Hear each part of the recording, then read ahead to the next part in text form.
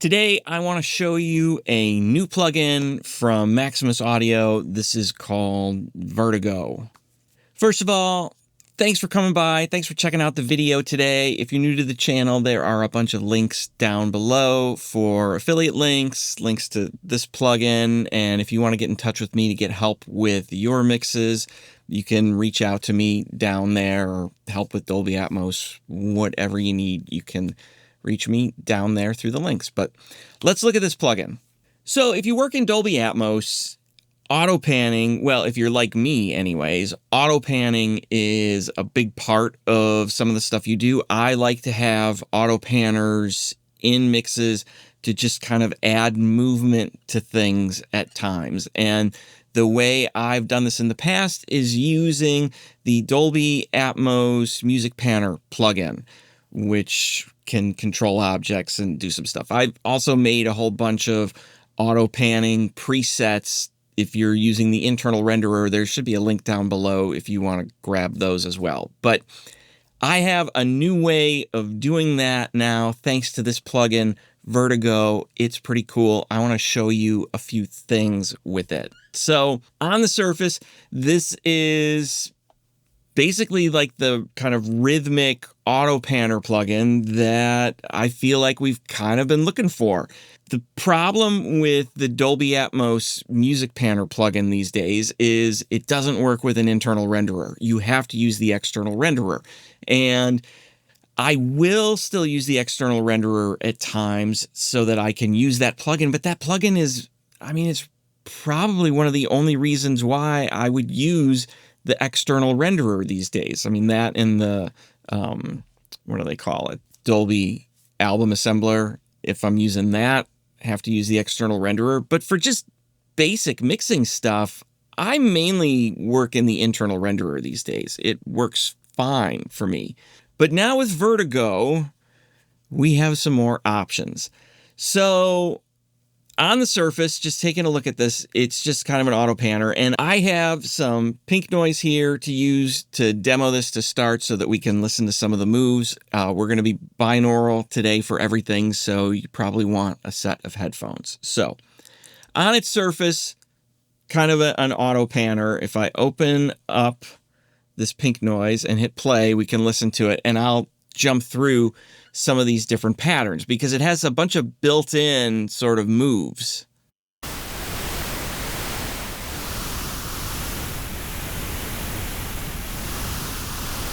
So basic kind of just rotating around through all the speakers.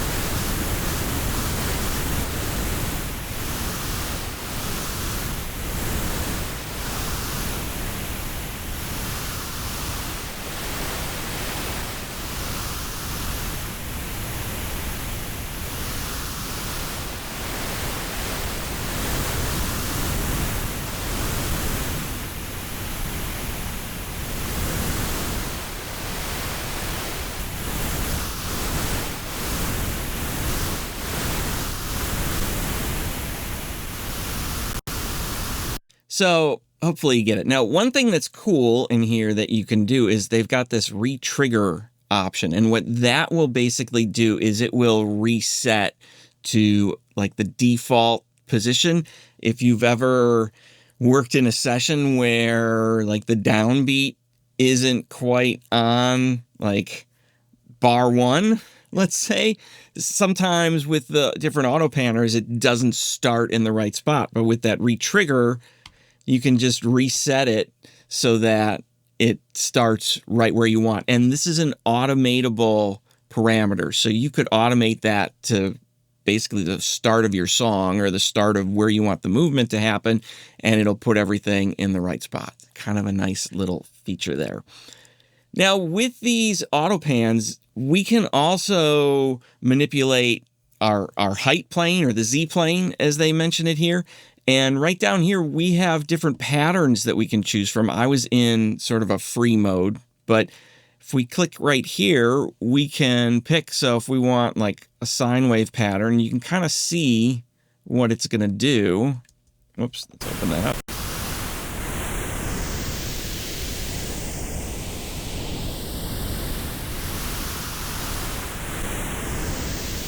And there's more versions of this. We can add a whole lot more movement.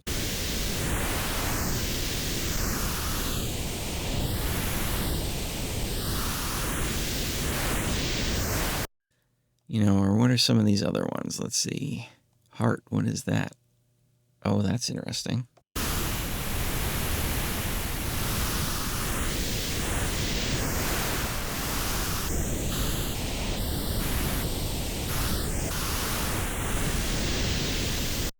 Now, if none of these moves are what you want, there is another option. We can just draw it. So I can just add my own. Oh, here, let's...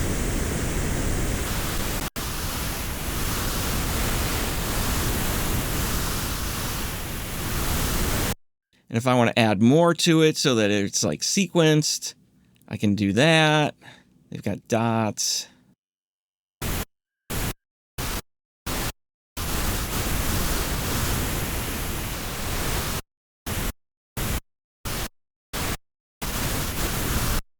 So, and you can change how long it sits in places. I wish there was a circle option. I guess I forgot to ask him about that. But you can kind of get the idea, like maybe I want to do, whoops, maybe I want to just do like that.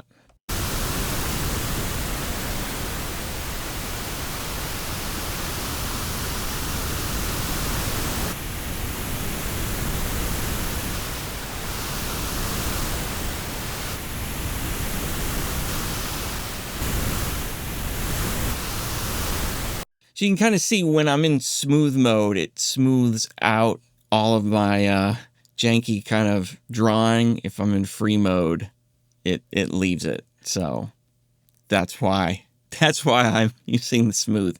So, and then, you know, the same thing with the Z plane. If we open that up, now I can kind of draw in what I want with this.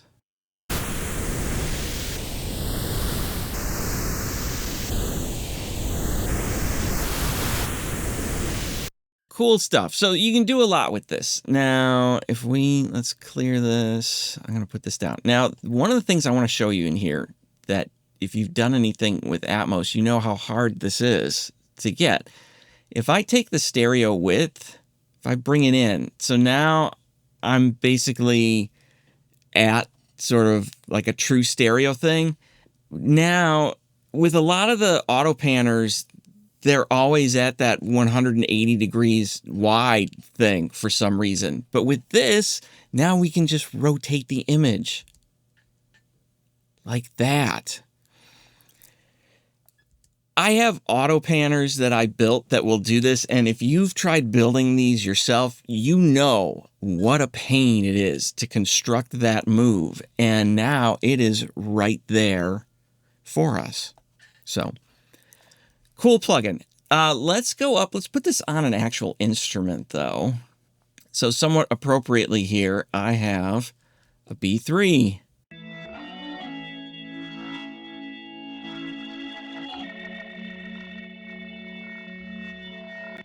And one of the things I can do now with this as well is with automation is I can change the rotation speed. So when it goes into the chorus, if I want to speed it up, like some guys would do with an actual Leslie, we can do this.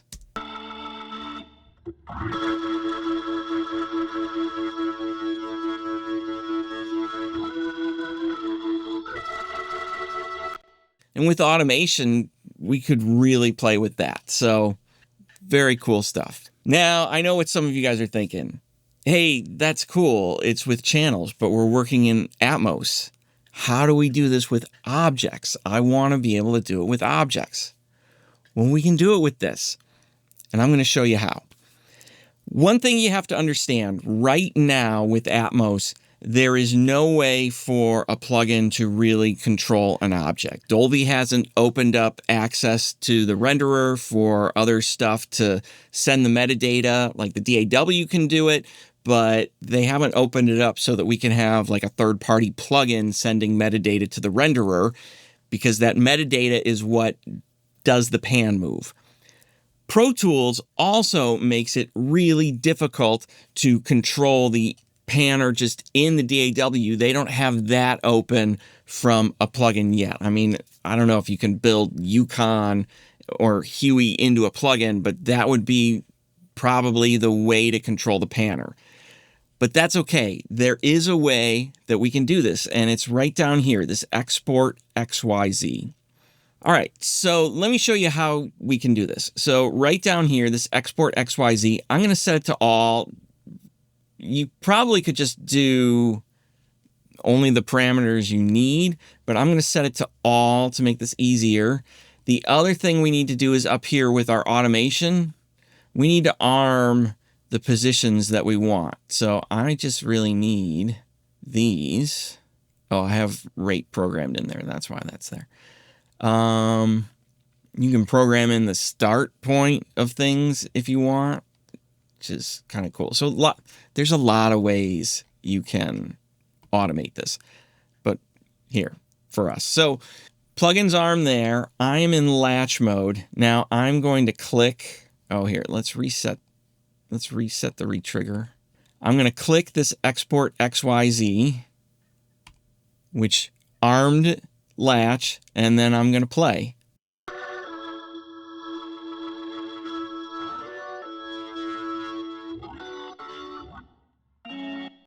Okay. Now let's close this out. How do we make this work with an object? Well, and I've got another here. Let's put this in a stereo object right up here. What do I want? We'll do 35 and 36. Okay. Let me get all the lanes that we need to see, because this is right now, this is the harder part of doing this, and then I'll explain it. Okay, there is not an easy way to do this at the moment, but this will make sense. So down here, I just showed the lanes with automation in that selection, which is basically it's the pan move. So we've got the left right here, and then the right is here for our X and Y, because I don't have any height movement going on in this, just X and Y right now. So I'm going to start with this X. So I'm going to copy this. Now I need to go up. Okay, front position left. There we go. Right here is our selection. Now I'm going to go into edit, and I'm going to go paste special, and I want to go to current automation type. Control Command V, but I'll just click this for now, and there we go. Now the other thing we have to do with the Pro Tools panner, since there's that rear position as well, we need to put the same X information in both of these. So I'll do Control Command V. There we go. Now let's go back down to our B3. I want the Y position. I'll copy that. And then we'll go, oops. I want, this is going to be front rear position is going to be the Y. So we'll paste that there, and that's it. So now I have one side. So if I open up the panner, watch.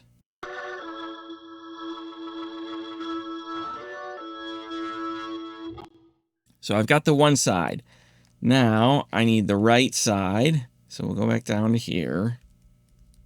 And I need the right position output. I'll hit copy, front position right, front position rear, go back down,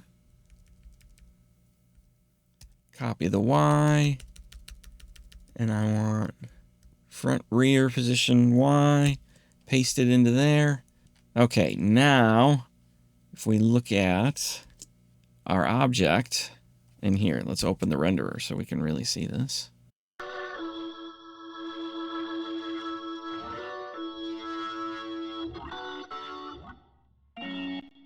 There it is. Is it clunky to do? Yes, it is absolutely clunky right now. That is not a fault of the plugin, though. That is a fault of Atmos and Pro Tools. They have not made this easy. Come on, Avid, make this easy for us. But you can do it. Get your intern to do it. Get your assistant to do it. I'm sure somebody could write a SoundFlow script that will take care of this and make it really easy to do. So Vert1go, go check it out. It's from Maximus Audio. I will put a link down below so that you can go demo the plugin and you can check it out for yourself. But what do you think of Autopans? Do you use them a lot? What kinds of moves do you do? Have you tried this? What are some cool things that you've found in this? I mean, I didn't even talk about the effects section in here. You can add like a flanger or a phaser or chorus onto things. You can add like filtering. There's a lot you can do with this, and a lot more than panning even. So go take a look at Vert1go, check it out. Let me know, what do you think? And I will talk to you soon.